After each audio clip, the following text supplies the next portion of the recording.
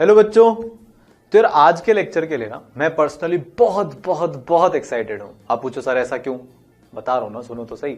ऐसा इसलिए क्योंकि आज हम दो ऐसी चीजें पढ़ने वाले हैं जो मतलब साइंटिफिक डिस्कवरी की मिसाल है। जो एक साइंटिफिक टेम्परामेंट जो होता है, जो एक क्यूरियोसिटी होती है, इंक्विजिटिवनेस होती है ना, मतलब यार ऐसे दो एक्सपेरिमेंट, एक तो गोल्ड फॉइल एक्सपेरिमेंट जो रदरफोर्ड साहब ने किया, दूसरा न्यूट्रॉन की डिस्कवरी का एक्सपेरिमेंट जो चैडविक साहब ने किया। ये दोनों चीजों के बारे में आज हम पढ़ने वाले हैं। आपको बहुत मजा आने वाला है। इसको प्योरली आप एक फन एक्टिविटी की तरह से ले। जैसे जैसे मैं आपको बताता जा रहा हूं कि भाई उन्होंने कैसे सोचा, क्या दिक्कतें आई होगी, क्या सोच के ऐसा दिमाग लगाया होगा, एकदम डूब के आज का लेक्चर पढ़ना है। ठीक है, शुरू करते हैं। सबसे पहले हम पिछली क्लास में जो हमने देखा था कि भाई रेडियो एक्टिविटी नाम की एक चीज डिस्कवर हुई, बेकेरेल ने और मैडम क्यूरी ने इतनी रिसर्च करी और उस रिसर्च के बारे में जो हमारे आज के हीरो हैं रदरफोर्ड साहब, उनको पता था। हमने पिछली बार क्या देखा था? एक्सरेज, अल्फा पार्टिकल और बीटा पार्टिकल। अब आप में से कुछ बच्चों को डाउट होगा कि सर ये एक्सरे का नाम एक्सरे क्यों है? क्योंकि जब एक्सरे डिस्कवर हुई थी ना, तो रोएंटगन साहब को ये पता ही नहीं था ये है क्या चीज, ये कहां से आ रही है, कोई आइडिया नहीं था। वो तो ना हवा ही नहीं है भाई हमको। तो जब मैथ्स में हमको कुछ चीज की हवा नहीं होती, कोई चीज वेरिएबल होती है, तो हम उसको क्या बोलते हैं? यार इसका नाम हम एक्स रख देते हैं, ये हमारा वेरिएबल है, इसको ढूंढना है, इसको एक्स रख देते हैं। एग्जैक्ट सेम लॉजिक उन्होंने लगाया। इस रे के बारे में मुझे कुछ नहीं पता, इसके बारे में मैं और पता करना चाहता हूं, अभी के लिए इसका नाम एक्स रे रख देता हूं। वो नाम आज तक कैरी फॉरवर्ड हो रहा है। हमें अभी उसके बारे में सब कुछ पता है कि भाई इलेक्ट्रोमैग्नेटिक वेव है, ये है, वो है, every single information we know, but नाम चला आ रहा है तो चला आ रहा है। ठीक है, रदरफोर्ड की जो दृष्टि थी ना, रदरफोर्ड की जो आंखें थी, रदरफोर्ड का जो दिमाग था, वो अल्फा पार्टिकल्स पे गया। और रदरफोर्ड ने बहुत रिसर्च करी अल्फा पार्टिकल्स के ऊपर। अल्फा पार्टिकल एग्जैक्टली क्या होता है वो मैं आपको बताऊंगा। उन्होंने अल्फा पार्टिकल को इसलिए चुना क्योंकि वो मैसिव थे, उनमें मास अच्छा खासा था और वो ठीक ठाक पेनिट्रेटिंग भी थे। इन तीनों में लोएस्ट पेनिट्रेटिंग होते हैं, पर फिर भी ठीक ठाक पेनिट्रेटिंग होते हैं। अब बहुत सारे आपके मन में सवाल उठने चाहिए, सर उन्होंने पेनिट्रेशन क्यों चुना, है ना? अब जरा रदरफोर्ड के टाइम पे चल के देखते हैं। रदरफोर्ड को क्या पता लगाना था? भाई एटम अंदर से कैसा दिखता है। क्या बोल रहा हूं मैं? एटम अंदर से कैसा दिखता है। अब मैं थोड़ा सा इससे अलग चलता हूं, एटम को छोड़ते हैं। मान लो मैंने आपको एक बॉक्स दे दिया, मैंने आपसे पूछा इस बॉक्स के अंदर क्या है, चलो बताओ यह बॉक्स अंदर से कैसा है। आपकी इंस्टिंक्ट क्या आएगी? भाई बॉक्स को खोल के देख लेते हैं। बॉक्स नहीं खुल रहा तो आप हथौड़ी लेके आओगे, तोड़ के देख लेते हैं, है ना? क्योंकि जब हम अंदर से देख लेंगे, उसको खोल लेंगे, उसको पेनिट्रेट कर देंगे। अब ये बहुत इंपॉर्टेंट लाइन है, ये समझना। जब उसको खोल देंगे, तोड़ देंगे, पेनिट्रेट कर देंगे, तो हमें अंदर क्या है वो पता लग जाएगा। तो रदरफोर्ड ने भी ऐसा ही दिमाग लगाया कि भाई एटम इतने छोटे होते हैं, हम अभी उतने स्केल पे नहीं जा सकते कि एटम को पकड़ के खोल दें।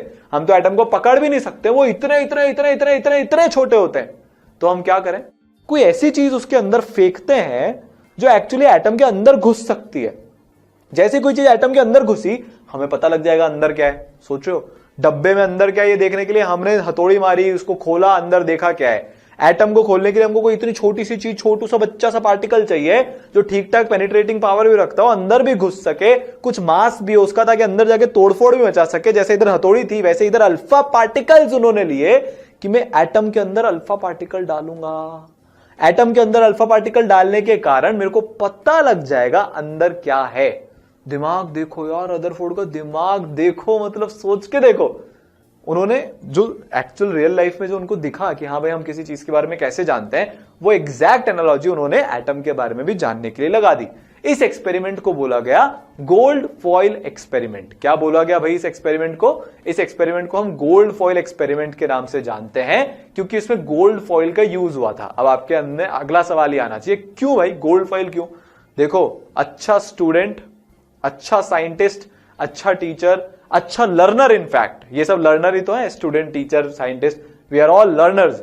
वो ही होते हैं जो क्वेश्चन का आंसर मिलते ही अगला क्वेश्चन पूछते हैं, उसका आंसर मिलते ही अगला क्वेश्चन, अगला क्वेश्चन, अगला क्वेश्चन, सेटिस्फाई नहीं होते, उनकी क्यूरियोसिटी खत्म ही नहीं होती है। तो अगला क्वेश्चन ये कि भाई गोल्ड फॉइल कहां से आ गया, गोल्ड फॉइल उन्होंने क्यों लिया? चलो अब समझते हैं इसको। ये रदरफोर्ड साहब है, बहुत लेजेंडरी साइंटिस्ट है ना, अर्नेस्ट रदरफोर्ड। एकदम मतलब मान के चलो यार कि one of my favourite scientist है। इन्होंने इतनी मेहनत करी, लगातार 18-20 साल तक ये लगे रहे सिर्फ इस चीज को जानने के लिए कि एटम कैसा दिखता है। इनके बारे में खास बात ये थॉमसन साहब के शिष्य हैं जिन्होंने प्लम पुडिंग या वाटरमेलन मॉडल दिया था। ये उन्हीं के शिष्य हैं, उन्हीं के साथ लेबोरेटरी में काम करते थे। ठीक है, तो एक्सपेरिमेंटल सेटअप दिखा देता हूं मैं, इन्होंने क्या क्या लिया, फिर क्या चीज क्यों ली वो आपको बताऊंगा। इन्होंने सबसे पहले तो एक अल्फा पार्टिकल का सोर्स लिया। हमको पता है कुछ एलिमेंट्स ऐसे होते हैं जो रेडियो एक्टिव होते हैं, जो बैठे बैठे बस कुछ कुछ रेडिएशन एमिट करते रहते हैं, बाहर फेंकते रहते हैं। ये एमिट क्या होता है, रेडिएशन क्या होता है, आपको पता लग जाएगा, अभी इसमें टेंशन नहीं लेना। बस वो बैठे हैं, उनमें से अल्फा पार्टिकल्स बाहर निकल रहे हैं, आप तो ऐसा कुछ इमेजिन कर लो। ठीक है, सुपरमैन की आंखों से ऐसे लेजर निकलती है, वैसे इन मॉलिक्यूल्स या इन एटम्स या इन एलिमेंट्स के अंदर से कुछ कुछ पार्टिकल्स निकलते हैं। तो उन्होंने इनका सोर्स लिया, अल्फा पार्टिकल का सोर्स इन्होंने लिया। ठीक है, अगला इन्होंने क्या लिया, अगला इन्होंने लिया एक थिन गोल्ड फॉइल जो बहुत कुछ 100 एटम्स थिक थी। इसकी जरूरत क्या है सब अभी बताऊंगा, आप चिंता मत करना, अभी सिर्फ ये समझ लो एक्सपेरिमेंट हमने बनाया कैसे। तो उन्होंने क्या किया, सामने ना ऐसे गोल्ड फॉइल लटका दी। क्या किया उन्होंने, पतली सी बच्चू सी थिन सी गोल्ड फॉइल उन्होंने सामने लटका दी, अल्फा पार्टिकल का सोर्स यहां रख दिया और इसे बम्बार्ड करना शुरू किया, भम भम भम भम भम। देखते हैं कि जब ये अल्फा पार्टिकल अंदर घुसते हैं एटम के, गोल्ड शीट इतनी पतली सी जो गोल्ड शीट है उसके अंदर जब अल्फा पार्टिकल घुसते हैं तो क्या होता है। ठीक है, ये उनका एक्सपेरिमेंटल सेटअप है, सिंपल सा है, कुछ इस तरह से दिखता है कि उन्होंने फ्लोरोसेंट स्क्रीन ली। ठीक है, यहां पे ये इस तरीके से उन्होंने लेजर को छोड़ा, जैसा कि आप सामने दिख रहे हैं, लेजर नहीं है ये, बेसिकली अल्फा पार्टिकल की रेज है। अल्फा पार्टिकल रेज को छोड़ा तो ये अल्फा पार्टिकल क्या करेंगे, गोल्ड फॉइल को जाके हिट करेंगे, गोल्ड फॉइल को जाके हिट करेंगे। उसके बाद कुछ भी हो सकता है, या तो ये एकदम थ्रू एंड थ्रू निकल सकते हैं, या अगर एटम के अंदर एक्चुअली में कुछ है तो उससे टकरा सकते हैं। अल्फा पार्टिकल की खास बात क्या होती है, पहले अल्फा पार्टिकल के बारे में आपको बताऊंगा तो आपको थोड़ी सी और फील आएगी। बट यहां पे जो पॉसिबिलिटीज एग्जिस्ट करती है वो ये है, आप या तो सीधे निकल जाओ, या आप डिफ्लेक्ट हो जाओ, या आप वापिस आ जाओ, या कुछ भी हो सकता है, अभी हमको इसके बारे में नहीं पता। पर थॉमसन का जो मॉडल था, रदरफोर्ड ने माना यार वो ही सही मॉडल है। वो एक्चुअली में थॉमसन के मॉडल को सही प्रूव करने निकले थे कि भाई मेरे गुरुजी हैं, उन्होंने बताया तो मैं इसको तो सही प्रूव करूंगा ही सही। तो रदरफोर्ड ने सोचा कि यार थॉमसन ने बोला था भाई एटम में जो पॉजिटिव चार्ज है वो पूरा डिस्ट्रीब्यूटेड रहता है। आपने देखा था ना वाटरमेलन के अंदर जो लाल गुदा होता है, वो जो ईटेबल पार्ट होता है वो हर जगह डिस्ट्रीब्यूटेड होता है। तो हर जगह अगर मैं एक पर्टिकुलर पॉइंट पे देखूंगा तो मास भी कम होगा। पूरा तरबूज का 3 किलो का मास इतने बड़े तरबूज में डिस्ट्रीब्यूटेड है, तो एक छोटा सा टुकड़ा निकालूंगा उसका मास तो कम होगा, उस पर चार्ज भी बहुत कम होगा। अल्फा पार्टिकल होते हैं हैवी और उन पे चार्ज भी होता है +2 का। तो रदरफोर्ड ने ऐसे सोचा भाई अल्फा पार्टिकल जो है ना बहुत भारी है। अब मान लो मेरे पास एक बड़ा सा पत्थर है और मैंने हाथ में एक टिश्यू पेपर रख रखा है और मैं ये पत्थर देके मारू उस टिश्यू पेपर के, तो पत्थर टिश्यू पेपर को चीर फाड़ के निकल जाएगा, उसके पाथ में कोई चेंज ही नहीं आएगा। और यही पत्थर अगर मैं दीवार पे मारूं तो पत्थर वापस मेरी तरफ आ जाएगा।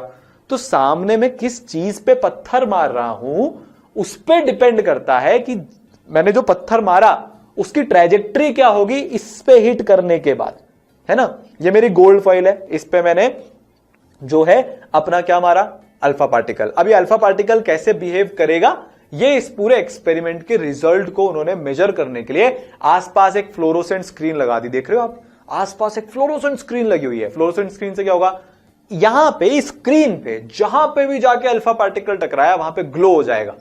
तो हम ये नाप लेंगे यार डिफ्लेक्शन कितना हो रहा है। क्या नापेंगे हम, डिफ्लेक्शन कितना हो रहा है, ये टकरा के अल्फा पार्टिकल कहां कहां गया, इसके अलावा कोई पार्टिकल नहीं है, सिर्फ एक अल्फा पार्टिकल ही हम डाल रहे हैं। तो हमने आसपास चारों तरफ जो फ्लोरोसेंट स्क्रीन लगा दी उससे हम ये नाप लेंगे कि भाई अल्फा पार्टिकल कहां कहां पे जा रहा है। ठीक है, तो सबसे पहले अल्फा पार्टिकल के बारे में जान लेते हैं। मैंने आपको बता ही दिया, ये चार्ज पार्टिकल्स होते हैं, इनमें 2 यूनिट का पॉजिटिव चार्ज होता है और 4 यूनिट का मास होता है, 4 प्रोटॉन्स के जितना इनमें मास होता है। तो alpha particle doubly charged helium atoms होते हैं। क्या होते हैं ये, डबली चार्ज, मतलब बेसिकली हीलियम के आयन्स हैं, इन पे +2 का चार्ज है। तो चार्ज भी बहुत ज्यादा है और मास भी बहुत ज्यादा है। इसका मतलब क्या है कि अगर हमने इनको किसी पे छोड़ा और अगर वो खुद बहुत हल्का हुआ तो ये इसको चीर फाड़ के निकल जाएंगे, जैसे हमारा पत्थर हमारे टिश्यू पेपर को चीर फाड़ के निकल रहा था।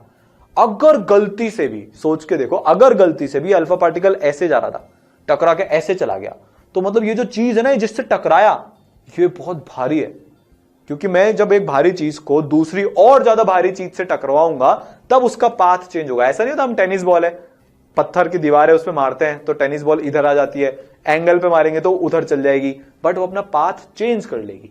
टेनिस बॉल को हम हवा में फेंकते हैं तो उसका पाथ चेंज होता है क्या, नहीं, क्योंकि हवा के पार्टिकल्स कीड़े मकोड़ों टाइप होते हैं, छोटे छोटे छोटे छोटे। टेनिस बॉल उनको चीरते हुए अपने रास्ते से सीधा सीधा निकल जाती है। तो ये तो हमारी बात हुई अल्फा पार्टिकल्स की, ठीक है।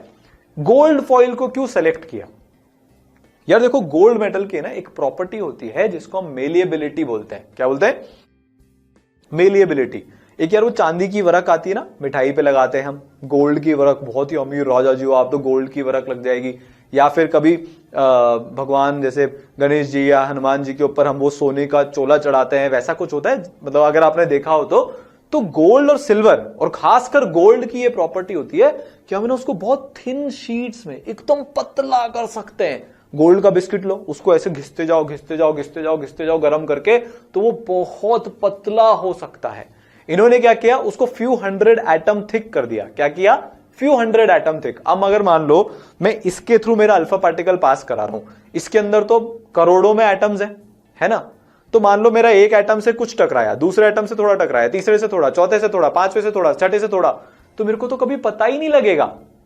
मेरे को उस एक एटम पे फोकस करना है। तो मेरे को गोल्ड फॉइल भी कैसे चाहिए, जो कुछ एटम थिक हो, ताकि उस एटम से जाके टकराया जा सके और मैं ये इंश्योर कर सकूं, मैं 100% श्योर हो सकूं कि भाई सिर्फ एक ही एटम है जिससे मेरा ये अल्फा पार्टिकल टकराया था।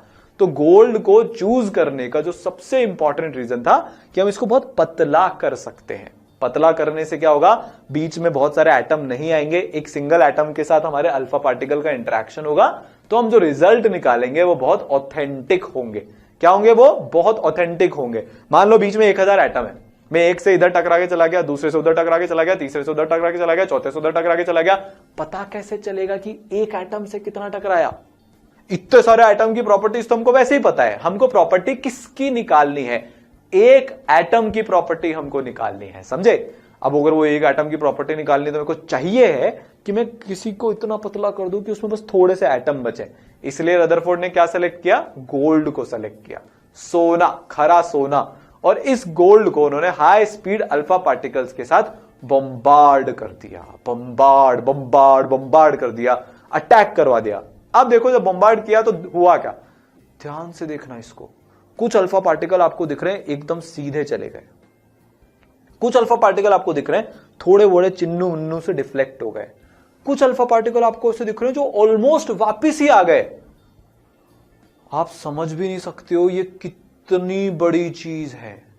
मैंने क्या बोला, एक बार यहां पे लिख लें अपन कि क्या क्या रहा, क्या क्या दिखा मेरे को, क्या क्या ऑब्जर्वेशंस आई एक्सपेरिमेंट से, फिर एक एक चीज को अपन समझने की कोशिश करते हैं, ठीक है। तो रदरफोर्ड ने जब एक्सपेरिमेंट किया फास्ट मूविंग अल्फा पार्टिकल्स के साथ, जब वो वेरी थिन गोल्ड फॉइल को स्ट्राइक करते हैं वैक्यूम में, अच्छा ये जो हम पूरी ट्यूब है ना, इसको भी गैस डिस्चार्ज में एक्सपेरिमेंट किया जाता है, और उस ट्यूब के अंदर वैक्यूम होती है। मान लो कोई गैस के पार्टिकल है, तो मेरा अल्फा का पार्टिकल गैस के पार्टिकल से टकरा के डेविएट हो सकता है। मैं क्या चाहता हूं, सिर्फ गोल्ड का एटम मिले, इसके अलावा कोई दूसरा आदमी औरत बीच में ना आए, क्योंकि हमको सिर्फ उस गोल्ड के एक एटम के बारे में जानना है। तो उन्होंने क्या किया, वैक्यूम क्रिएट कर दी, बीच में कुछ आएगा नहीं। वैक्यूम मतलब नथिंगनेस, स्पेस में वैक्यूम होता है ना, जैसे कुछ भी नहीं है, वैसे उन्होंने अपने ट्यूब के अंदर भी वैक्यूम जो है वो क्रिएट कर दी। फिर उन्होंने धीरे धीरे अपने रिजल्ट लिखने शुरू किए। आपको एक माइक्रोस्कोपिक व्यू दिखाता हूं, देखो ध्यान से देखना, कुछ अल्फा पार्टिकल एकदम सीधे निकल रहे हैं, ये आएंगे अभी अल्फा पार्टिकल्स, ये आए सीधे निकल गए, कुछ टकरा के इधर और एक दो टकरा के एकदम वापस। मैंने आपको क्या बोला था, अगर मान लो थॉमसन का मॉडल होता ये, तो थॉमसन के मॉडल में तो मास इक्वली डिस्ट्रीब्यूटेड था, कोई अल्फा पार्टिकल टकरा के तो वापस आ ही नहीं सकता था, चीर के एकदम सीधा चला जाता। तो जब ये ऑब्जर्वेशंस हुई ना, तो रदरफोर्ड का भाई दिमाग खराब हो गया। उन्होंने क्या देखा कि ज्यादातर अल्फा पार्टिकल्स एकदम सीधे जा रहे थे गोल्ड फॉइल में से, ज्यादा थॉमसन के मॉडल में हमने अज्यूम किया था एकदम बहुत सारे पार्टिकल्स ऐसे सीधे सीधे सीधे सीधे जा रहे थे, उनके ओरिजिनल पाथ से डिफ्लेक्ट हुए बिना। इसको अपन ऐसे भी इमेजिन कर सकते हैं, मान लो जाली लगी हुई है, होती है ना तार वाली जाली, किसी के घर के ऊपर लगी होती है ताकि लोग अंदर कूद के ना जाएं। तो जाली में क्या होता है, एक तार फिर बहुत सारी जगह, फिर दूसरा तार फिर बहुत सारी जगह, तीसरा तार बहुत सारी जगह, चौथा तार बहुत सारी जगह। अब आप दूर खड़े होकर पत्थर मार रहे हो, ये पत्थर मार रहे हो, फेंक रहे हो, लड़ाई हो गया भाई, वो पत्थर क्या करेंगे, ज्यादातर तो आर पार निकल जाएंगे, है ना, ज्यादातर आर पार हो जाएंगे। कुछ पत्थर जाली के वायर से थोड़ा सा टकराएंगे तो थोड़ा सा डिफ्लेक्ट हो जाएंगे, ऐसे फेंका, थोड़ा टकराया, ऐसे हो गया, ऐसे हो गया। कुछ पत्थर एकदम जाली से एकदम उसके सेंटर पे टकराएंगे और वो वापस आ जाएंगे। रदरफोर्ड को भी एकदम सेम कंक्लूजन हुआ, सेम एक्सपेरिमेंटल फाइंडिंग्स मिली कि ज्यादातर अल्फा पार्टिकल तो एकदम सीधे निकल गए, एकदम स्ट्रेट लाइन में बिना डिफ्लेक्ट हुए एकदम सीधे निकल गए। चलो बहुत बढ़िया। कुछ अल्फा पार्टिकल्स बहुत थोड़े से छोटे छोटे एंगल से डिफ्लेक्ट हुए। भाई क्या होता है, थॉमसन ने क्या बोला था, गोल्ड के एटम में पूरी तरफ पॉजिटिव चार्ज है ना, हर तरफ वो लाल लाल वाला जो पार्ट होता है तरबूज का पॉजिटिव है, और अपना जो ये अल्फा पार्टिकल्स हैं वो भी पॉजिटिवली चार्ज है। पॉजिटिव पॉजिटिव क्या करते हैं, एक दूसरे को रिपेल करते हैं, तो छोटा मोटा डिफ्लेक्शन होगा। ये भी रदरफोर्ड ने अज्यूम किया था कि हाँ भाई पॉजिटिव चार्ज है, एक दूसरे से दूर रहना चाहते हैं, तो अल्फा पार्टिकल ऐसे जाते जाते थोड़ा ऐसे हो जाएगा, थोड़ा ऐसे हो जाएगा। यहां तक भी सब ठीक था, एकदम परफेक्टली। जब तक ये चल रहा था एकदम थॉमसन का मॉडल ही प्रूव हो रहा था कि भाई थॉमसन का मॉडल एकदम सही है, ये वाले ऑब्जर्वेशन तक भी। कुछ अल्फा पार्टिकल्स ने सारी दुनिया बदल दी। कुछ अल्फा पार्टिकल्स ऐसे गए गए गए गए गए जा रहे हैं। क्या हुआ, ध्यान से सुनना, ध्यान से सुनना। सीधे गए गए गए गए गए गए गए गए वापस। मतलब आप सोच के देखो, अल्फा पार्टिकल है बड़े सा पत्थर, मेरे सामने टिश्यू पेपर, मैंने पत्थर टिश्यू पेपर पे फेंका और वो पत्थर वापस आ गया। आप मान लो ये एक्सपेरिमेंट कर रहे होते और वो पत्थर वापस आपके आके हिट करता, तो आपको कैसा लगता कि दुनिया उजड़ गई।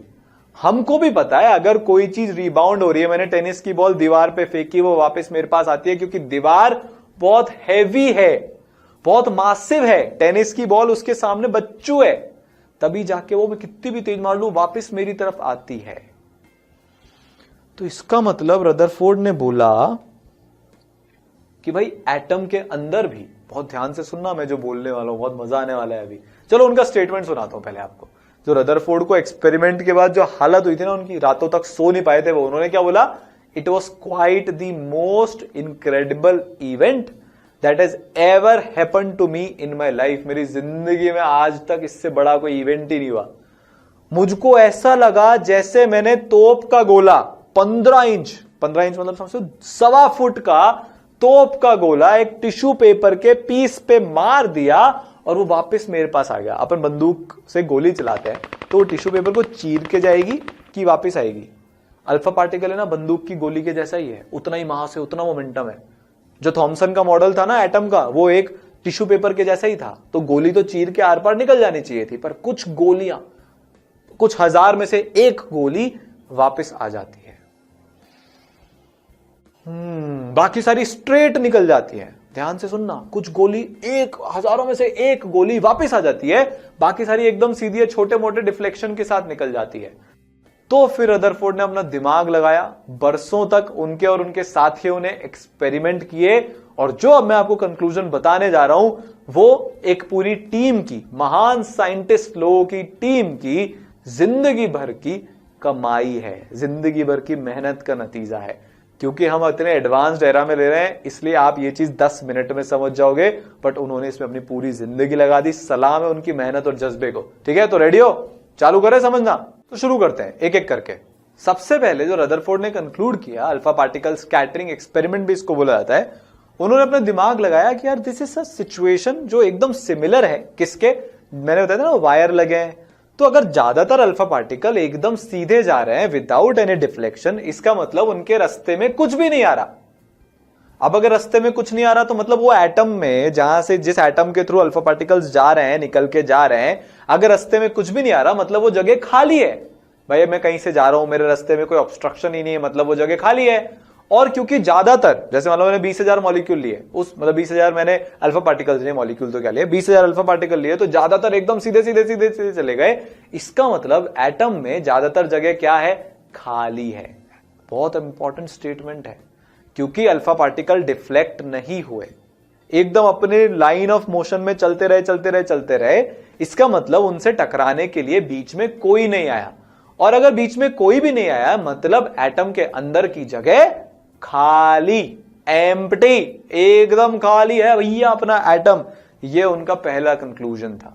ठीक है, ज्यादातर स्पेस एटम के अंदर एम्प्टी है क्योंकि अल्फा पार्टिकल जो गोल्ड फॉइल के थ्रू गुजरे, कोई डिफ्लेक्शन नहीं हुआ और वहां से गुजर गए। ये पहला उनका हो गया कंक्लूजन। दूसरा, कुछ अल्फा पार्टिकल का माइनर डिफ्लेक्शन हुआ था और कुछ का बहुत ही मेजर, मतलब जो एकदम ही वापस हिट होकर आ गए थे, मतलब कुछ ना कुछ तो बीच में ऑब्स्ट्रक्शन है। ऐसा भी नहीं है पूरा ही एटम खाली है, बीच में कुछ ना कुछ तो जगह पे ऑब्स्ट्रक्शन है। तो अब हम थॉमसन मॉडल से एकदम अलग हो चुके हैं। थॉमसन ने बोला था सब कुछ एक जैसा है, रदरफोर्ड ने बोला नहीं नहीं नहीं नहीं नहीं नहीं, सॉरी सर आप गलत हो, बट मैं ये मान नहीं सकता क्योंकि मेरा एक्सपेरिमेंट मुझे मानने नहीं दे रहा, इज्जत मैं आपकी बहुत करता हूं पर बात नहीं मान पाऊंगा। बहुत पोलाइटली उन्होंने थॉमसन साहब को बोला अब आपका समय खत्म, अपना टाइम आएगा। उनका टाइम आ गया, ठीक है। उन्होंने बोला भाई ज्यादातर जगह खाली है, पर कुछ कुछ जगह पर कोई एक ऐसी चीज पड़ी है जो इतनी भारी है, मतलब जो गोल्ड के एटम का मास है वो एक ही जगह पर कहीं ना कहीं पे पड़ा हुआ है, जिसके कारण जो अल्फा पार्टिकल थे ना वो टकराए और भुप होके वापस आ गए। भुप होके वापस आने का एक ही कारण बनता है, एक ही लॉजिकल एक्सप्लेनेशन है कि वहां पे कोई बहुत मैसिव सी चीज, बड़ी चीज जिसके ऊपर बहुत ज्यादा चार्ज है, अल्फा पार्टिकल के ऊपर पॉजिटिव चार्ज, ये जो चीज है जो बहुत बड़ी है, बीच में है, भारी है, उसके ऊपर भी पॉजिटिव चार्ज, पॉजिटिव पॉजिटिव में बहुत सारा रिपल्शन, तो अल्फा पार्टिकल वापस से लौट के आ जाएंगे। इसका मतलब अल्फा पार्टिकल को बीच में कुछ ना कुछ तो ऑब्स्ट्रक्शन मिला है। ये ऑब्स्ट्रक्शन क्या होना चाहिए, एक तो बहुत छोटा होना चाहिए, अगर बड़ा ऑब्स्ट्रक्शन होता तो ज्यादातर अल्फा पार्टिकल डिफ्लेक्ट होने चाहिए थे, पर बहुत कम इसके कारण डिफ्लेक्ट हुए हैं, only a few alpha particles were obstructed by it. और दूसरा, ये अल्फा पार्टिकल क्योंकि इतने मैसिव हैं और उनमें इतनी हैवीनेस है और इतनी एनर्जी है, तो जिससे वो टकरा रहे थे वो भी काफी हैवी होने चाहिए हैं, तो वो आराम से पास हो सकते थे लाइट ऑब्स्ट्रक्शन के थ्रू। उसको दूर भगा के चल हट बे, तू बहुत हल्का है, मैं तो तेरे को उड़ाता हुआ लेके जाऊंगा, जैसे एक ट्रक छोटे से एक साइकिल को उड़ा के लेते जाता है ना। तो अल्फा पार्टिकल के ऊपर पॉजिटिव चार्ज है, ये अपने को पता है, और वो क्योंकि रिपेल हुए थे तो जो ऑब्स्ट्रक्शन है उसके ऊपर भी कुछ ना कुछ पॉजिटिव चार्ज होना पड़ेगा, क्योंकि सिमिलरली चार्ज पार्टिकल एक दूसरे को हमेशा रिपेल करते हैं। तो जो ऑब्स्ट्रक्शन है वो बहुत भारी होना चाहिए और उसके ऊपर बहुत सारा पॉजिटिव चार्ज होना चाहिए। ये चीज हमको समझ में आ गई एक्सपेरिमेंट के रिजल्ट्स को देखते हुए, ठीक है। तो बहुत small fraction of alpha particles 180 degree से हुए थे, मतलब सारा चार्ज और मास गोल्ड के जो एटम का है वो एक बहुत छोटी सी वॉल्यूम में कॉन्सेंट्रेटेड है। मतलब एक मान लो बहुत बड़ा सारा एटम है, उसकी छोटी एकदम बिंदु सी, नन्ही सी, मुन्नी सी, स्मॉल सी वॉल्यूम में सारा का सारा मास और चार्ज कॉन्सेंट्रेटेड है। तो ये जो स्मॉल वॉल्यूम थी जहां पे सारा चार्ज और मास कॉन्सेंट्रेटेड था, रदरफोर्ड ने उसको एक नाम दिया, ठीक है। बहुत स्मॉल डेंस क्योंकि यार वो एकदम डेंसिटी ज्यादा होनी पड़ेगी ना, इतनी सी जगह पर इतना सारा मास, इतनी सी वॉल्यूम में इतना सारा मास। डेंसिटी की डेफिनेशन क्या होती है, मास अपॉन वॉल्यूम। तो मास बहुत ज्यादा, वॉल्यूम बहुत कम, तो मास अपॉन वॉल्यूम बहुत ज्यादा, तो डेंसिटी बहुत ज्यादा। तो उन्होंने बोला कि ये जो बहुत छोटू सी, डेंस और पॉजिटिवली चार्ज्ड ऑब्स्ट्रक्शन जो बीच में पड़ा हुआ है, खड़ा हुआ है सीना तान के, 56 इंच का सीना, उसको मैं बोलूंगा न्यूक्लियस। न्यूक्लियस का मतलब होता है सेंटर।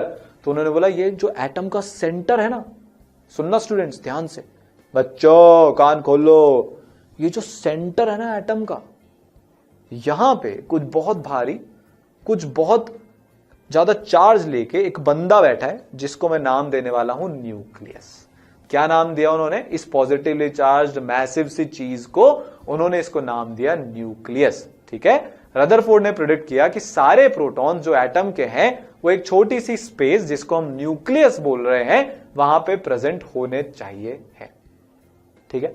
फटाफट से रिकैप कर लेते हैं। अल्फा पार्टिकल ज्यादातर सीधे निकल गए, कुछ टकरा के वापस आ गए, जिसके कारण हमको ये पता चला कि सारा पॉजिटिव चार्ज और सारा मास एक छोटे से स्पेस में कॉन्सेंट्रेटेड है। इस स्पेस को, इस छोटी सी वॉल्यूम को रदरफोर्ड ने बोला कि पहले तो वो एटम के सेंटर में है, ऐसा क्यों वो भी अभी बताता हूं, और इसको नाम दिया गया न्यूक्लियस। क्या नाम दिया गया, न्यूक्लियस दिया गया। और जो इलेक्ट्रॉन्स हैं उनका मास तो 2000 गुना कम होता है प्रोटॉन से, नेग्लिजिबल मास है, उसको तो हम कंसिडर भी नहीं करते हैं। और जो नेगेटिव चार्ज है वो न्यूक्लियस के अराउंड जो पोजीशन है, मेरा पूरा बड़ा सारा एटम है, न्यूक्लियस तो सेंटर में है, उसके चारों तरफ ऐसे इलेक्ट्रॉन्स कुछ कुछ प्रेजेंट होंगे।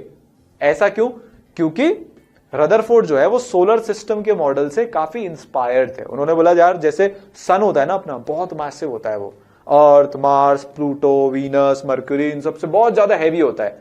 तो जैसे सन जो है वो सोलर सिस्टम के सेंटर में है, वैसे न्यूक्लियस जो है वो एटम के सेंटर में है। जैसे प्लैनेट्स रिवॉल्व करते रहते हैं सन के अराउंड, वैसे इलेक्ट्रॉन्स भी रिवॉल्व करेंगे न्यूक्लियस के अराउंड, इसलिए इसको प्लैनेटरी मॉडल भी बोला जाता है, ठीक है। Nuclear model of an atom को प्लैनेटरी मॉडल भी बोला जाता है।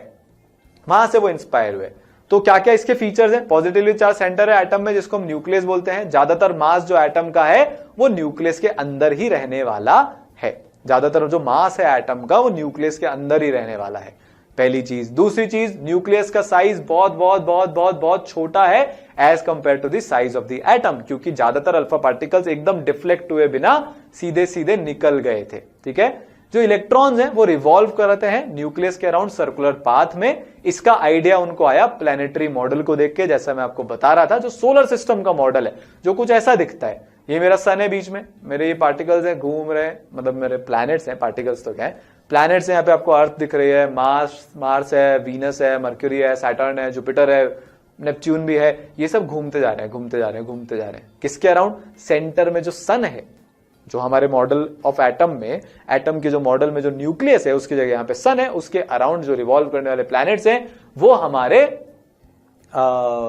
एटम के मॉडल में इलेक्ट्रॉन्स हैं। तो प्लैनेट्स की जगह आ गए इलेक्ट्रॉन और सन की जगह आ गए न्यूक्लियस। तो ये कुछ ऐसा दिखता है। ये जो ब्लू वाला है ये न्यूक्लियस है और जो रेड वाले हैं वो इलेक्ट्रॉन्स हैं, और वो कुछ इस तरीके से न्यूक्लियस के अराउंड घूमते रहेंगे, घूमते रहेंगे, घूमते रहेंगे, घूमते रहेंगे, ऐसे घूमते रहते हैं, घूमते रहता है। ठीक है, समझ में आया? तो ये जो पिक्चर है ये पूरा रदरफोर्ड के मॉडल को आपको विजुअलाइज करके समझा रही है। इसको अपने दिल में बसा लो। आया समझ में? ठीक है, क्लियर हुई पिक्चर? चलो बहुत बढ़िया। अब सबने बोला यार भाई फोड़ दिया, मतलब रदरफोर्ड ने तो सब कुछ मचा ही दिया। कुछ साइंटिस्ट जो हैं वो ऊंचा को चक्के आ गए। क्या बोला उन्होंने? उन्होंने बोला यार रदरफोर्ड साहब आपकी बाकी सारी बातें एकदम सही है, सब कुछ हमको क्लियर है, समझ में आ रहा है। एक बात बताओ, आप हमको ऐसा बोल रहे हो कि यार वो जो न्यूक्लियस है ना इतना सा, उसमें इतने सारे प्रोटॉन्स भरे हुए हैं, ये गलत है। रदरफोर्ड ने भी सोचा यार ये तो अपने से लफड़ा हो गया यार। मैंने बोला था ना, एक क्वेश्चन का आंसर मिले तो उससे एक दूसरा क्वेश्चन अराइज होता है। असली लर्नर, असली साइंटिस्ट, असली स्टूडेंट, असली टीचर वही होता है जो ये सवाल को पूछे। तो बहुत सारे लोग चक्के आए कि यार प्रोटॉन एक दूसरे को रिपेल करते हैं, आपने इतने सारे प्रोटॉन्स को इतनी सी जगह में घुसा रखा है तो रिपल्शन तो होगा। रदरफोर्ड भी भाई सोच में पड़ गए कि मेरा मॉडल भी थॉमसन साहब की तरह रिजेक्ट होने वाला है। अब तो लगता है लोगों ने रिसर्च करनी शुरू करी कि यार ये बात क्या है, ये इतने सारे प्रोटॉन्स इतनी सी जगह पर कैसे रह रहे हैं। ये पहली दिक्कत थी। ये तो सब मेजरमेंट्स है, ये मैं आपको बाद में बताऊंगा ये कैसे है कि न्यूक्लियस का जो रेडियस होता है वो 10⁻⁻15 मीटर का होता है, जो एटम का रेडियस होता है वो 10⁻10 मीटर का होता है। कंफ्यूज मत होना, 10⁻15 10⁻10 से छोटा होता है। ठीक है, तो वापस से हम अपने ओरिजिनल क्वेश्चन पे आते हैं कि भाई लाइक चार्जेस तो एक दूसरे को रिपेल करते हैं, और जब हम एटम का मास नाप रहे थे ना तो वो जितने नंबर ऑफ प्रोटॉन्स थे उससे डबल आ रहा था ऑलमोस्ट। जैसे हमने अल्फा पार्टिकल का मास नापा, उसमें 2 प्रोटॉन होते हैं, पर उसका जो मास आया वो 4 प्रोटॉन के बराबर आया। अब ये 2 प्रोटॉन का एक्स्ट्रा मास कहां से आ गया? ये 2 बहुत बड़ी प्रॉब्लम्स उठ गई रदरफोर्ड के मॉडल के बाद। एक तो इतने सारे प्रोटॉन इतनी सी स्पेस में रहेंगे तो भारी रिपल्शन होगा, हम तो नहीं मान सकते। दूसरा, ये एटम का मास डबल क्यों आ रहा है? सब लोग सोच में पड़े, क्या चल रहा है, क्या ऐसी मिस्ट्री हो सकती है? इस मिस्ट्री को सॉल्व करने के लिए चैडविक साहब आ गया है और उन्होंने डिस्कवरी करी न्यूट्रॉन की। जैसा मैं आपको बता रहा था, हीलियम में 2 प्रोटॉन है, मास 4 प्रोटॉन के बराबर है। तो किसकी डिस्कवरी हुई? ये जो N लिख रहा है इसकी डिस्कवरी हुई। इस एक डिस्कवरी ने, होता है ना एक तीर से 2 निशाने, दोनों प्रॉब्लम को सॉल्व कर दिया कि भाई ये प्रोटॉन और प्रोटॉन इतने पास में रहने के बावजूद भी स्टेबल क्यों है, और दूसरा ये मास डबल क्यों है? क्योंकि न्यूट्रॉन्स हैं, और न्यूट्रॉन्स है तो मुमकिन है। समझ रहे हो कैसे? अब न्यूट्रॉन को डिस्कवर करना ना दुनिया का one of the toughest experiments माना जाता है। क्यों? क्योंकि जो अपने न्यूट्रॉन्स होते हैं वो न्यूट्रल होते हैं। यार मैं चार्ज्ड चीज को तो आराम से इलेक्ट्रिक फील्ड से डिटेक्ट कर सकता हूं, मैग्नेट से डिटेक्ट कर सकता हूं, जैसा कि हमने पॉजिटिव रेज और नेगेटिव रेज के, मतलब कैनाल रेज और कैथोड रेज के केस में देखा है ना। एनोड रेज और कैथोड रेज के टर्म्स में हमने पढ़ा कि भाई एनोड रेज को भी डिटेक्ट किया जा सकता है, कैथोड रेज को भी डिटेक्ट किया जा सकता है, पर न्यूट्रॉन तो न्यूट्रल होता है। इसको कैसे डिटेक्ट करें? तो यहां पे फिर जीनियस काम आया चैडविक साहब का। किनका? चैडविक साहब का। जेम्स जो चैडविक हैं, इन्होंने फिर डिटेक्शन किया। इन्होंने बोला मैं एक बेरिलियम का एटम लेने वाला हूं, उस बेरिलियम के एटम को मैं एक अल्फा पार्टिकल से बॉम्बार्ड करूंगा और इस तरीके से मेरे को एक पार्टिकल निकलता हुआ मिलेगा। वापस इसको देखते हैं, ठीक है। चैडविक ने क्या बोला कि भाई एक मैं बेरिलियम का एटम लेने वाला हूं, उस पे मैं एक अल्फा पार्टिकल को बम्बार्ड कराने वाला हूं, जैसे ही मैं ये करूंगा तो इससे एक न्यूट्रॉन निकल के जाता है। सामने दिख रहा था, मैं जब सामने ये मेरा न्यूट्रॉन स्ट्राइक हो रहा था तो मेरे को दिख रहा था कि ग्लो आ रहा है। अब ये कैसे पता लगाए कि भाई ये न्यूट्रल है? उन्होंने बोला कुछ नहीं है, बहुत सिंपल है, मैं आपको बताता हूं कैसे करना है। आप इलेक्ट्रिक प्लेट्स के बीच में इसको रख दो, डिफ्लेक्शन ही नहीं होगा। डिफ्लेक्शन नहीं होगा तो ना तो ये नेगेटिव चार्ज है ना पॉजिटिव चार्ज है, क्योंकि अगर नेगेटिव होता तो पॉजिटिव प्लेट की तरफ भागता, पॉजिटिव होता तो नेगेटिव प्लेट की तरफ भागता, पर यहां तो डिफ्लेक्शन ही नहीं हुआ। उन्होंने क्या बोला कि भैया कोई भी डिफ्लेक्शन नहीं हुआ, इसका मतलब ये जो निकला है ये न्यूट्रल है। क्या है ये? न्यूट्रल है। सेम काम हम मैग्नेट के पास रख के भी इसको करा जा सकता है। ये मेरी मैग्नेट रखिए, न्यूट्रॉन गया, सीधा का सीधा निकल गया, कोई डिफ्लेक्शन ही नहीं हुआ। तो ये पार्टिकल क्या निकला? ये पार्टिकल निकला न्यूट्रल। अब आप मेरे से ये पूछो कि सर देखो मास का तो हमें समझ में आ गया, आप ऐसा बोल रहे हो कि यार हीलियम के अंदर 2 प्रोटॉन है और 2 न्यूट्रॉन है। चलिए बहुत बढ़िया है ना, तो टोटल 4 का मास हो गया। हम एकदम 100% अग्री कर रहे हैं, आप पे शक नहीं कर रहे हैं। पर आपने क्योंकि शक करना सिखाया है तो हम ये शक कर रहे हैं कि यार न्यूट्रॉन के आने से प्रोटॉन प्रोटॉन का रिपल्शन कम थोड़ी ना हो जाएगा। मैं क्या बोल रहा हूं, ध्यान से सुनना, सोना मत। न्यूट्रॉन के आने से इस पार्टिकल को, जो न्यूट्रल पार्टिकल था जो निकला, जिसको हमने न्यूट्रॉन का नाम दिया, जो हर एटम के अंदर होता है, मोस्टली एटम्स के अंदर, हाइड्रोजन के अलावा सबके अंदर होता है, उसके आने से क्या प्रोटॉन प्रोटॉन के बीच का रिपल्शन कम हो गया क्या? मैं बोलूंगा नहीं। तो फिर क्या हुआ? इसका जवाब आपको मिलेगा न्यूक्लियर केमिस्ट्री में। अभी मैं यहां पे सब कुछ नहीं बताऊंगा, सारे चीज यहां पे पढ़ाऊंगा नहीं, छोटा सा हिंट दे देता हूं कि ये जो न्यूट्रॉन होता है ये एक नए टाइप का फोर्स लगाता है जिसको हम न्यूक्लियर फोर्स बोलते हैं। तो प्रोटॉन प्रोटॉन के बीच का रिपल्शन तो अभी भी है, पर ये न्यूट्रॉन के आने से एक अट्रैक्शन का फोर्स ऐड हो गया है, और वो अट्रैक्शन जो है वो प्रोटॉन प्रोटॉन के रिपल्शन से ज्यादा होता है। जो न्यूक्लियर फोर्स के कारण अट्रैक्शन आ रहा है वो प्रोटॉन प्रोटॉन के रिपल्शन से ज्यादा होता है। तो न्यूट्रॉन ने क्या किया? मास बढ़ा दिया एक तो एटम का, तो हमारे को एकदम करेक्ट डेटा मिलने लग गया, हाँ भाई जो हम नाप रहे हैं और जो थ्योरेटिकली आ रहा है दोनों बराबर हैं, और एक एक्स्ट्रा फोर्स ऑफ अट्रैक्शन लगा के प्रोटॉन प्रोटॉन के रिपल्शन के ऊपर विजय पाली, पूरे एटम को स्टेबलाइज कर दिया। तो इसको क्या बोला गया? इसको बोला गया न्यूट्रॉन। ठीक है, तो ये हीलियम का न्यूक्लियस है, इसके 2 इलेक्ट्रॉन्स हैं, और ये जो हीलियम का एटम है कुछ इस तरह से दिखता है। तो न्यूक्लियस में मेरे को 2 प्रोटॉन 2 न्यूट्रॉन दिख रहे हैं, और यहां पे मेरे को 2 इलेक्ट्रॉन्स भी दिख रहे हैं। क्लियर? बहुत सिंपल है। तो इलेक्ट्रॉन नेगेटिवली चार्ज होता है, इसका मास ये रहा, प्रोटॉन पॉजिटिवली चार्ज होता है, इसका मास ये रहा, और न्यूट्रॉन न्यूट्रल होता है। तो प्रोटॉन और न्यूट्रॉन के मास में थोड़ा सा अंतर है, न्यूट्रॉन प्रोटॉन से ज्यादा भारी होता है, पर for all practical purposes, calculation purpose के लिए हम प्रोटॉन और न्यूट्रॉन का मास ऑलमोस्ट बराबर मानते हैं। क्या मानते हैं? हर बार हम प्रोटॉन के मास को और न्यूट्रॉन के मास को बराबर मानते हैं। प्रोटॉन का मास और न्यूट्रॉन का मास 1 यूनिट मास के बराबर होता है। थोड़ा बहुत हमने 9th क्लास में मूल कंसेप्ट पढ़ा हुआ है, वहां से आपने यूनिट मास और इन सब की टर्म्स पढ़ी थी। यहां पे फिर से हम दोबारा पढ़ेंगे, तो टेंशन मत लेना अगर नहीं समझ में आए तो। 1 यूनिट मास के बराबर होता है प्रोटॉन और न्यूट्रॉन का मास, और इलेक्ट्रॉन के मास को हम निग्लेक्ट कर देते हैं जब भी हम एटम के मास को नाप रहे होते हैं। तो ये 3 हमारे सब एटॉमिक पार्टिकल्स हैं। आप वीडियो को पॉज करो, इनको निहारो। आपको आज इतनी नॉलेज मिल गई है जितने दुनिया के बेस्ट ब्रेन्स को 150 साल लग गए थे निकालने में। तो हमको थैंक यू बोलना है साइंस को कि उसने इतना प्रोग्रेस किया, हमारे सिलेबस को कि हमको इतनी औसम चीजें जानने को मिल रही है। ठीक है, आप पॉज करके इसको उतारो, याद करो, फिर मिलते हैं।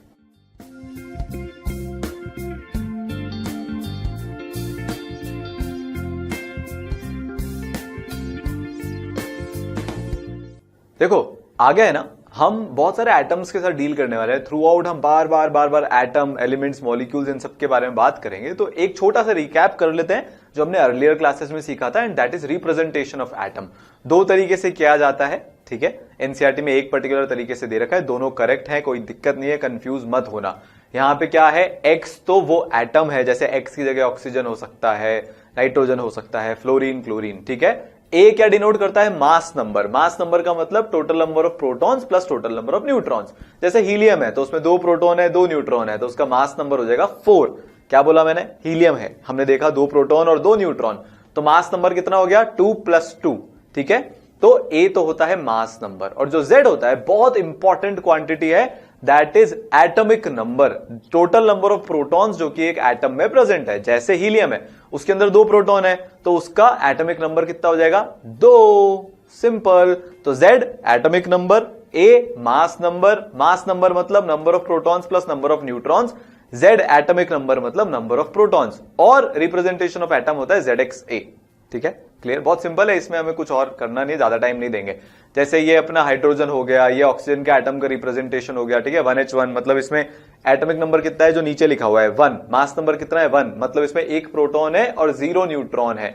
ठीक है, ऑक्सीजन के केस में एटॉमिक नंबर कितना है भाई, बताओ जल्दी से। सर 8 है, बिल्कुल। मास नंबर कितना है भाई, बताओ। सर 16 है, एकदम सही।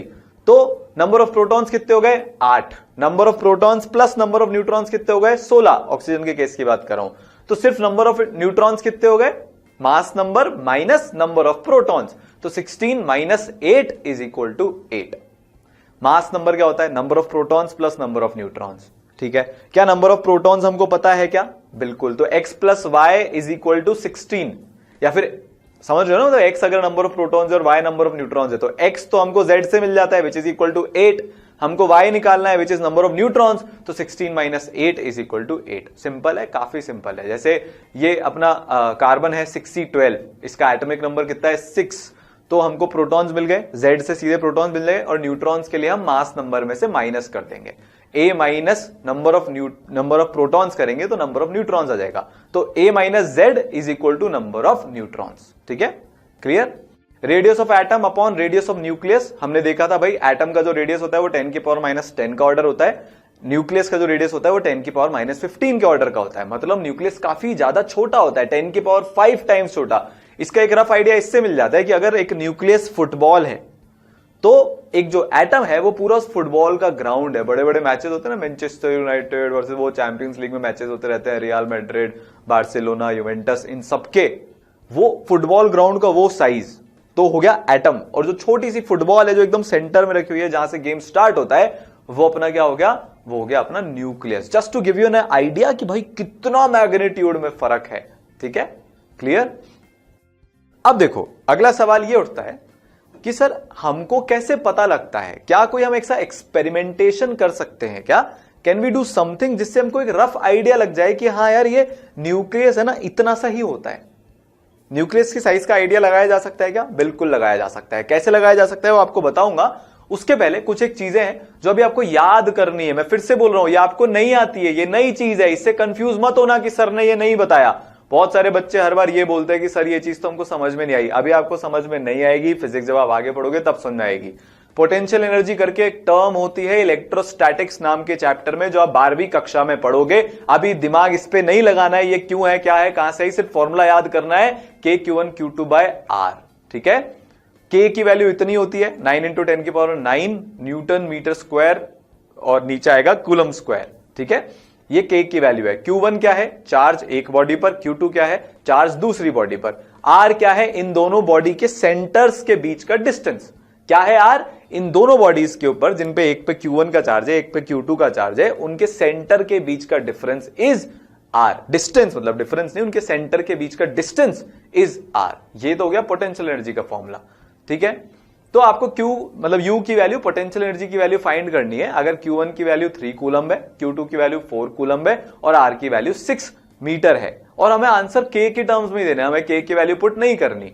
तो K(Q1Q2)/R। ठीक है, अच्छा अब इसमें क्या याद करना होता है वो आप यूनिट डायमेंशन में देख लोगे अच्छे से, आपने ऑलरेडी सीख भी लिया हुआ है, सीख रहे होंगे कि हमको यूनिट्स का बहुत ध्यान रखना होता है। ये सब ऐसा ही यूनिट्स है, कूलम्ब हो गया, मीटर में हो गया, तो हम वैल्यूज हमेशा ऐसा यूनिट में डालते हैं। ठीक है, यहां पे तो सारे ऐसा यूनिट्स ही हैं, तो कोई दिक्कत ही नहीं है, तो हम सीधी वैल्यू पुट कर देंगे। K को एज इट इज रखना है क्योंकि आंसर K के टर्म्स में देना है, तो K(Q1Q2)/R। Q1 की वैल्यू कितनी है अपनी? 3 कूलम। Q2 की वैल्यू है 4 coulomb upon 6, so K × 3 × 4 divided by 6, तो 12K/6 is equal to 2K joules. कितनी भाई? 2K joules. ठीक है, एनर्जी का जो ऐसा यूनिट होता है वो जूल्स होता है, तो इसलिए जूल्स में हमने आंसर निकाला। क्लियर? ठीक है, अगला क्वेश्चन, इसमें थोड़ा सा साइन का डिफरेंस है। चार्ज को हमेशा विद साइन डाला जाता है। चार्ज पॉजिटिव भी हो सकता है जैसे प्रोटॉन के ऊपर है, चार्ज नेगेटिव भी हो सकता है जैसे इलेक्ट्रॉन के ऊपर है। तो U की वैल्यू हमको फाइंड करनी है जब Q1 की वैल्यू 3 कूलम है, Q2 की वैल्यू -4 कूलम है और R की वैल्यू वही 6 मीटर है। तो विद साइन आपको वैल्यू रखनी है। Potential energy can be positive and can be negative also. बस ये आपको इस क्वेश्चन के माध्यम से सिखाना था। हमेशा पॉजिटिव आए ये जरूरी नहीं है। इस केस में -2k joules will be the value of potential energy. Potential energy की वैल्यू कितनी आ जाएगी? -2k। तो ये हमने पोटेंशियल एनर्जी की थोड़ी बहुत प्रैक्टिस करी, ठीक है। अब मैं जो आपको बोल रहा था ना कि हम भाई न्यूक्लियस की साइज का कैसे पता लगाएंगे, हम तो एक छोटा सा एक्सपेरिमेंट करते हैं। भाई हम क्या करते हैं, एक अल्फा पार्टिकल को न्यूक्लियस की तरफ फेंकते हैं। भाई हमको अब तो पता लगी गया कि न्यूक्लियस है, तो हम क्या करेंगे, अल्फा पार्टिकल को न्यूक्लियस की तरफ फेंकेंगे। अब अल्फा पार्टिकल न्यूक्लियस में जाके घुस नहीं सकता, उसके एकदम सेंटर पे जाके टकरा नहीं सकता। सर क्यों नहीं टकरा सकता? क्योंकि न्यूक्लियस के ऊपर चार्ज कौन सा है? Positive charge. अल्फा पार्टिकल पे चार्ज कौन सा है? Positive charge. क्या पॉजिटिव और पॉजिटिव आपस में रिपेल करते हैं? सर बिल्कुल करते हैं। तो क्या वो एक दूसरे के पास आएंगे? सर नहीं आएंगे, एक डिस्टेंस पे जाके रुक जाएगा। वो तो ना दो भाई एकदम भाई लड़ते फिरते रहते हैं, मम्मी उनको अलग कराती रहती है कि तो पास में आ ही नहीं सकते, जैसे ही पास में आएंगे लड़ेंगे, तो बोलते भाई तुम मिनिमम 5 मीटर की दूरी बना के रखना, ठीक है, इतना दूर रहना, उतना दूर रहना, सोशल डिस्टेंसिंग होनी चाहिए। ऐसे ही प्रोटॉन और न्यूक्लियस के बीच में सोशल डिस्टेंसिंग होती है, ठीक है।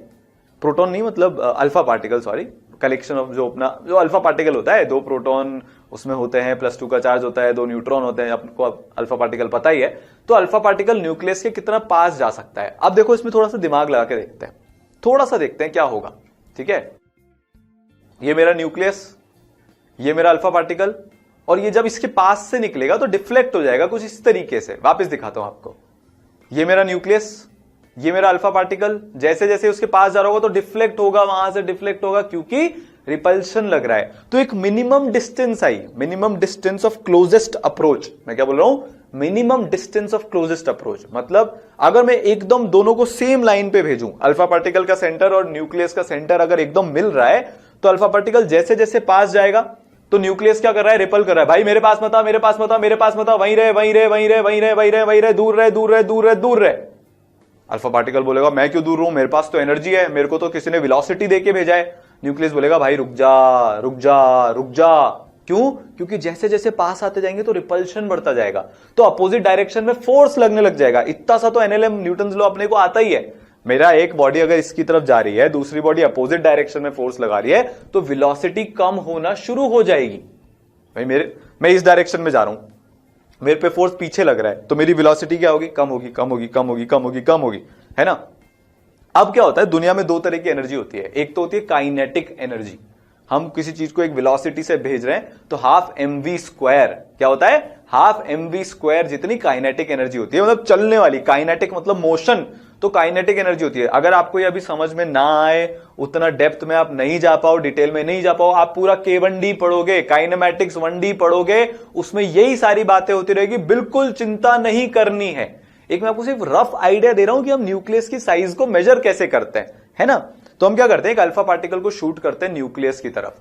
जैसे जैसे वो न्यूक्लियस के पास जाता है तो उसकी पोटेंशियल एनर्जी बढ़ती जाती है। पोटेंशियल एनर्जी का फॉर्मूला क्या था, चलो आपको फॉर्मूले से समझाते हैं। देखो हमने अल्फा पार्टिकल को भेजा, ए से हमने भेजा, ए पे इसकी कुछ एनर्जी थी, ये गया वहां पे रुक गया। ये वहां पे रुका क्यों? अब हमने फ्रीज कर दिया टाइम को, क्योंकि वे इसके पास और नहीं जा सकता, क्योंकि फिर बहुत ज्यादा रिपल्सिव फोर्सेस लगने लग जाएंगे। तो ये वहां पे रुक जाएगा। क्या हो जाएगा? ये वहां पे जाके ये रुक जाएगा, फिर वापस आ जाएगा, वो कोई दिक्कत नहीं है ना। इस पॉइंट को हम बोल रहे हैं बी, ठीक है। इस पॉइंट को हम क्या बोल रहे हैं? बी बोल रहे हैं। बी पॉइंट पे ये सबसे क्लोजेस्ट डिस्टेंस पे था न्यूक्लियस के। क्या था ये? बी पॉइंट पे सबसे क्लोजेस्ट था न्यूक्लियस के। भाई इसके पास कुछ काइनेटिक एनर्जी थी, उछलता कूदता दौड़ता भागता जा रहा था। न्यूक्लियस मना कर रहा था, और पास नहीं, और पास नहीं। धीरे धीरे स्पीड कम होती गई, कम होती गई, कम होती गई, कम होती गई, कम होती गई, एक पॉइंट पे जाके 0 हो गई। वो पॉइंट हमारा क्या है? मिनिमम डिस्टेंस का पॉइंट है, क्योंकि उससे पास तो जा ही नहीं सकता, वहां जाके तो रुक गया, उसके आगे तो ये जाएगा ही नहीं। तो अगर अब ये वहां जाके रुक गया तो हम उसको क्या बोलेंगे? मिनिमम डिस्टेंस है ये। इससे ज्यादा क्लोज आप न्यूक्लियस के नहीं जा सकते। बस हमको ये डिस्टेंस ही निकालनी है। हमको क्या करना है? ये जो R0 है, हम इस डिस्टेंस को किससे डिनोट कर रहे हैं? R0 से डिनोट कर रहे हैं। हमको ये ही निकालना है, distance of closest approach from the centre of the nucleus. तो मैंने आपको क्या बताया था? एक तो हमारे पास पोटेंशियल एनर्जी है। अब इस फॉर्मूले को ध्यान से देखना। हमारे पास न्यूक्लियस है, उसके अंदर Z प्रोटॉन्स हैं, क्योंकि एटॉमिक नंबर Z होता है। हर प्रोटॉन पे कितने का चार्ज होता है? इलेक्ट्रॉन का अपोजिट एक चार्ज होता है, तो इसलिए E के बराबर हमने चार्ज लिख दिया, साइन हम पॉजिटिव लेंगे। अल्फा पार्टिकल पे कितना चार्ज होता है? +2 का चार्ज होता है, तो हमने 2E चार्ज लिख दिया। तो पोटेंशियल एनर्जी में अल्फा पार्टिकल का चार्ज फिक्स्ड है, न्यूक्लियस का चार्ज फिक्स्ड है। वेरिएबल क्या है? डिस्टेंस वेरिएबल है। जैसे जैसे मैं न्यूक्लियस के पास जाता जा रहा हूं, मेरी पोटेंशियल एनर्जी बढ़ती जा रही है। आप देख रहे हो, मैं जैसे जैसे न्यूक्लियस के पास जा रहा हूं, आर कम हो रहा है, डिनोमिनेटर कम हो रहा है, तो टोटल ओवरऑल क्वांटिटी क्या होगी?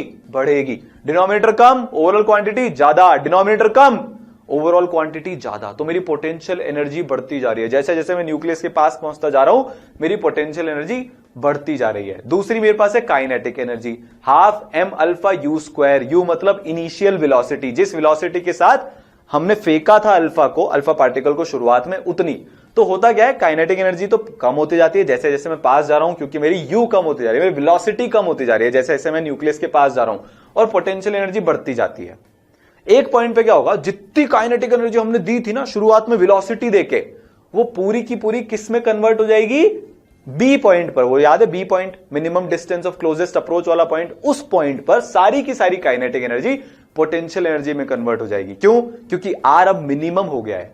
आर क्या हो गया है? एकदम मिनिमम, इससे कम नहीं हो सकता। मतलब पोटेंशियल एनर्जी क्या हो गया है? मैक्सिमम। मैंने क्या बोला था? पार्टिकल रुक जाएगा। पार्टिकल रुक जाएगा मतलब उसकी velocity 0। So half M alpha 0 का स्क्वायर, 0 का स्क्वायर 0, किसी भी क्वांटिटी को 0 से मल्टीप्लाई करेंगे तो वो 0। तो हम क्या करेंगे, जो मैक्सिमम काइनेटिक एनर्जी थी ना शुरुआत में, वो पूरी की पूरी किस में कन्वर्ट हो गई? वो पूरी की पूरी पोटेंशियल एनर्जी में कन्वर्ट हो गई। तो हम इन दोनों को इक्वेट कर देंगे। U इज इक्वल टू के ई एट बी, वो जो बी पॉइंट था, ये जो मैंने आपको बताया था, जहां से आर नॉट डिस्टेंस बची है, तो U इज इक्वल टू के ई के बराबर हो जाएगा। हम फॉर्मूला लगा देंगे। सो आर की वैल्यू आ जाएगी इतनी, 2kZe square upon half into M alpha U square. 2kZe square upon kinetic energy के बराबर मेरा आर आ जाएगा। ठीक है, ये अपना हो गया। मैंने क्या किया, potential energy is equal to kinetic energy किया। आर को मैं राइट हैंड साइड में ले गया, पूरी काइनेटिक एनर्जी को मैं नीचे लाया। थोड़ी बहुत मैथमेटिकल जगलगी है और कुछ नहीं है। तो इसके हमारे पास क्वेश्चंस कैसे आते हैं? अल्फा पार्टिकल है जिसकी kinetic energy 7.7 mega electron volt है। मेगा इलेक्ट्रॉन मतलब 10 की पावर 6, मेगा का मतलब होता है 10 की पावर 6। इसको गोल्ड ने स्कैटर किया है थ्रू 180 डिग्री। इसको आपको क्लोजेस्ट अप्रोच फाइंड करनी है बस। तो हम kinetic energy is equal to potential energy लगा देंगे। तो ये हमारी के हो गई जूल्स में। यूनिट कन्वर्जन बहुत इंपॉर्टेंट है, इसके बिना हमेशा गलत आंसर आता है। तो 1 इलेक्ट्रॉन वोल्ट का मतलब होता है 1.6 इंटू 10 की पावर -19 जूल जितनी एनर्जी। ये सब यूनिट्स हैं, बिल्कुल टेंशन नहीं लेनी है। कैलकुलेशन पार्ट में दिमाग ही नहीं लगाना है, सिर्फ इस पे फोकस करना है चल क्या रहा है। ये चीज आप याद कर लेना, अभी पॉज करके लिख लो। 1 इलेक्ट्रॉन वोल्ट मतलब एनर्जी का एक यूनिट है। अगर मैं उसको SI यूनिट में कन्वर्ट करता हूं तो उसकी वैल्यू आती है 1.6 इंटू 10 की पावर -19 जूल। कितनी वैल्यू आती है? 1.6 इंटू 10 की पावर -19 जूल। मेरे पास 7.7 मेगा इलेक्ट्रॉन वोल्ट दे रखी थी, तो 7.7 तो एज इट इज रह गया। फिर 10 की पावर 6 मेगा के लिए और 1 इलेक्ट्रॉन वोल्ट के लिए 1.6 इंटू 10 की पावर -19। इतनी मेरी काइनेटिक एनर्जी है, ऑलरेडी मेरे को दी हुई है। ठीक है, तो ये मैंने जूल की टर्म्स में निकाल ली। पोटेंशियल एनर्जी कितनी हो जाएगी? 2kZe स्क्वायर अपॉन के ई। जस्ट पीछे फॉर्मुला निकाला था। के ई की वैल्यू अपने पास है, के की वैल्यू अपने को पता है। जेड की वैल्यू पता है क्या? पता है, क्योंकि जेड कितना दिया है? 79। तो मैं क्या करूंगा, 9 इंटू 10 की पावर 9, ये तो मेरी के की वैल्यू हो गई, इंटू 2 इंटू 79, ये जेड की वैल्यू हो गई। ई की वैल्यू होती है 1.6 इंटू 10 की पावर -19, उसका मैं स्क्वायर कर दूंगा। फाइनली जो मेरे पास आंसर आएगा, जो आर नॉट निकल के आएगा, that will be equal to 3 into 10 की पावर -14। अब आप सोच के देखो, मैं एक दीवार के भाई एक अल्फा पार्टिकल है, वो न्यूक्लियस से 3 इंटू 10 की पावर -14 मीटर पास पहुंच रहा है। वो कितना पास पहुंच रहा है? 3 इंटू 10 की पावर -14 के जितना पास पहुंच गया। न्यूक्लियस को इससे तो छोटा ही होना पड़ेगा। न्यूक्लियस इससे बड़ा तो हो नहीं सकता। न्यूक्लियस को इससे तो छोटा मतलब इससे बड़ी डायमेंशन तो न्यूक्लियस की हो ही नहीं सकती। मान लो मेरा न्यूक्लियस पूरा का पूरा 2 मीटर का है, मेरा अल्फा पार्टिकल फिर उसके इतना पास कैसे जाएगा? जा ही नहीं सकता है। तो इससे हमको पता चलता है, इस कैलकुलेशन से हमको यह पता चला कि भाई आर की जो वैल्यू आई है, न्यूक्लियर डायमेंशन इससे ज्यादा नहीं हो सकती। ये जो डायमेंशन है ये कुछ इसी ऑर्डर की होनी चाहिए। तो यहां से ऐसे एक्सपेरिमेंट कर करके हमने पता लगाया कि यार ये जो न्यूक्लियस है ना, ये समवेयर अराउंड 10⁻⁻15 मीटर के ऑर्डर का होता है। कितने का होता है ये? 10⁻⁻15 मीटर के ऑर्डर का होता है। यहां से हमारी फिर ये जो है ना न्यूक्लियर डायमेंशंस वो निकले, तो ऐसे एक्सपेरिमेंट कर करके ही पता लगाते हैं। तो ये अच्छा क्वेश्चन है। एक अल्फा पार्टिकल है, उसको हमने बहुत अलग अलग तरह के न्यूक्लियस की तरफ प्रोजेक्ट किया है, पर उसकी काइनेटिक एनर्जी एकदम सेम थी। जब हमने उसको फेंका तो सेम वेलोसिटी के साथ फेंका हमने अल्फा पार्टिकल को। तो distance of approach, closest approach maximum किसके लिए रहेगी? बहुत सिंपल है, फॉर्मूला लगा के देख लेते हैं। हमारा फॉर्मूला क्या आता है? हमारा फॉर्मूला आता है ये तरीके का। तो R is equal to 2kZe² upon ke alpha. ke alpha सबके लिए सेम है क्या? सबको हमने सेम काइनेटिक एनर्जी से फेंका है तो सेम है। k सबके लिए सेम है क्या? सेम है। E सबके लिए सेम है क्या? सेम है। अलग क्या है? Z। तो R is directly proportional to Z, मतलब जो डिस्टेंस ऑफ क्लोजेस्ट अप्रोच है वो उतना ही बड़ा होगा जितना एटॉमिक नंबर बड़ा है। एटॉमिक नंबर मैक्सिमम किसका है? गोल्ड का। तो आंसर क्या आ जाएगा? D। आंसर कितना आ जाएगा अपने पास? D आ जाएगा। तो यार ये सारी चीजें ना हमने रदरफोर्ड के मॉडल से और चैडविक के एक्सपेरिमेंट से करके निकाली, पर अब बड़े दुख के साथ आपको मेरे को ये बताना पड़ेगा कि कितना ही हम रदरफोर्ड के मॉडल को प्रेज कर लें, उसमें एक दिक्कत निकल के आई, जिसके कारण बेचारे रदरफोर्ड का जो मॉडल है वो डिस्कार्ड करना पड़ा। उसके अंदर ड्रॉबैक आ गए, उसको हम एक्सेप्ट ही नहीं कर पाए। एक बहुत महान साइंटिस्ट हुए मैक्सवेल, उन्होंने कुछ ऐसी डिस्कवरी करी थी जिसके कारण रदरफोर्ड के मॉडल को हमको डस्टबिन में डालना पड़ा। सीखे हम इससे बहुत, पर यह पूरा का पूरा ट्रू नहीं हो सकता। इससे भी ज्यादा बड़ी सच्चाई कोई ना कोई और है। तो ड्रॉबैक क्या आया रदरफोर्ड के मॉडल में? ये जो साइंटिस्ट आपको यहां पे दिख रहे हैं इनका नाम है मैक्सवेल। मैक्सवेल ने बोला था कि भाई अगर कोई चार्ज है और वो एक्सेलरेट कर रहा है तो वो कंटिन्यूअसली एनर्जी लूज करेगा। क्या बोला था मैक्सवेल ने? अगर चार्ज पार्टिकल है और वो लगातार एक्सेलरेट आप उसको कराते जा रहे हो, कराते जा रहे हो, कराते जा रहे हो, कराते जा रहे हो, तो वो एनर्जी लूज करेगा। यार अब अगर एक इलेक्ट्रॉन है वो अपनी एनर्जी बार बार लूज करता रहेगा, लूज करता रहेगा, लूज करता रहेगा, तो इससे होगा क्या? इससे होगा ये कि इलेक्ट्रॉन कंटिन्यूअसली एनर्जी लूज करता रहेगा और वो क्या करेगा कि न्यूक्लियस के पास में मूव होता रहेगा, अंदर गिर जाएगा वो न्यूक्लियस के एनर्जी लूज करते करते। मैं एक मान लो ऐसे चक्का घुमा रहा हूं, है ना, वो होता है ना स्ट्रिंग पे बांध के हम पत्थर या लट्टू ऐसे घुमाते हैं, मैं उसकी एनर्जी कम करता जा रहा हूं, कम करता जा रहा हूं, कम करता जा रहा हूं, तो वो क्या होता है धीरे धीरे कम, छोटा छोटा छोटा छोटा छोटा छोटा चक्कर काटना शुरू कर देता है और फाइनली आके गिर जाता है। ऐसे इलेक्ट्रॉन के साथ भी होता है। तो मैक्सवेल ने बोला कि अगर रदरफोर्ड ट्रू है, अगर रदरफोर्ड एकदम सच बोल रहे हैं, तो होगा क्या? थोड़े टाइम में इलेक्ट्रॉन ऐसे स्पाइरल करके न्यूक्लियस में बूम, क्योंकि पॉजिटिव और नेगेटिव मिलेंगे तो कुछ बचेगा नहीं, तो प्रोटॉन और इलेक्ट्रॉन मिलकर सब खत्म, सारी दुनिया खत्म, एटम एग्जिस्ट ही नहीं कर सकता। तो मैक्सवेल ने बोला भाई रदरफोर्ड आपके मॉडल के हिसाब से एटम कैन नॉट एग्जिस्ट, और हमको पता है यार आप जिंदा हो, मैं जिंदा हूं, पूरी दुनिया स्टेबल है, पूरा यूनिवर्स स्टेबल है, तो एटम तो एग्जिस्ट करता है। तो अल्टीमेट रिजल्ट यह है कि एटम अनस्टेबल हो रहा है। आपने ऐसा स्ट्रक्चर बताया जिसमें एटम अनस्टेबल है, तो वो स्ट्रक्चर तो गलत है। अब हम फंस गए भाई, ड्रॉबैक निकले ये रदरफोर्ड के कि भाई एटम तो उनके हिसाब से अनस्टेबल है, अब क्या किया जाए? इसका आंसर है ना बड़ी अजीब सी प्लेस से निकला। अब थोड़ा सा हम डिटूर लेंगे, एटम के स्ट्रक्चर की फर्दर बात करने से पहले हमको दो तीन चीजें समझनी पड़ेगी। वेव क्या होता है, पार्टिकल नेचर क्या होता है, ब्लैक बॉडी रेडिएशन, प्लैंक की थ्योरी, ये छोटे छोटे छोटे छोटे कंसेप्ट्स को हम समझेंगे, फिर हम वापस आएंगे एटम के स्ट्रक्चर पे, which will be Bohr's model of atomic structure. ठीक है, बहुत इंटरेस्टिंग जर्नी होने वाली है, दिमाग खराब होने वाला है। मिलते हैं।